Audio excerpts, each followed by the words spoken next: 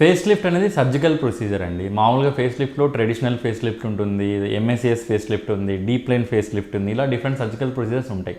Patient మా దగ్గరికి చాలా సాగినెస్ తోటి ఫేస్ చాలా లూజ్ అయిపోయింది, ఈ నెక్ అని చాలా లూజ్ అయిపోయింది అన్నప్పుడు వాళ్ళకి కన్జర్వేటివ్ మెడిసిన్స్ లేదా నాన్ సర్జికల్ థింగ్స్ పని చేయవు అన్నప్పుడు ఈ సర్జికల్స్ వాటికి వెళ్తాం.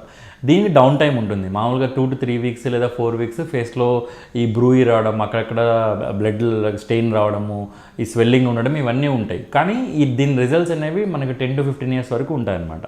సో పేషెంట్ అదే పేషెంట్ మాకు అర్లీగా ప్రజెంట్ అయ్యారనుకోండి, అంటే ఇన్ మిడ్ 30s 40s ఇలా ప్రజెంట్ అయ్యి సో వాళ్ళకి కన్జర్వేటివ్ మేనేజ్మెంట్ సర్జరీ అవసరం లేదన్నప్పుడు మేము ట్రీట్మెంట్ క్రీమ్స్తో స్టార్ట్ చేస్తాము. రెటినాయిడ్స్ క్రీమ్స్ చెప్తాము, దాంతోపాటు వైటమిన్ సి సప్లిమెంట్స్ చెప్తాము, హైలోనానిక్ యాసిడ్ ఉన్న మాయిశ్చరైజర్స్ చెప్తాము, దాంతోపాటు ఫేస్కి ఈ మైక్రో నీడ్లింగ్, ఈ పిఆర్పి థెరపీస్ ఇవి చెప్తాం.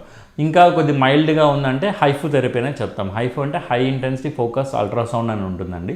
అది ఫేస్లో స్మాష్ లేయర్ మీద పనిచేస్తుంది. సో ఆ స్మాష్ లేయర్ మీద పనిచేసి అది టైట్నింగ్ హెల్ప్ చేసి ఫేస్ లిఫ్ట్ని కాజ్ చేస్తుంది అనమాట. ఇంకా వేరే సర్జికల్ లేజర్స్ ఇవి యూస్ చేస్తాము.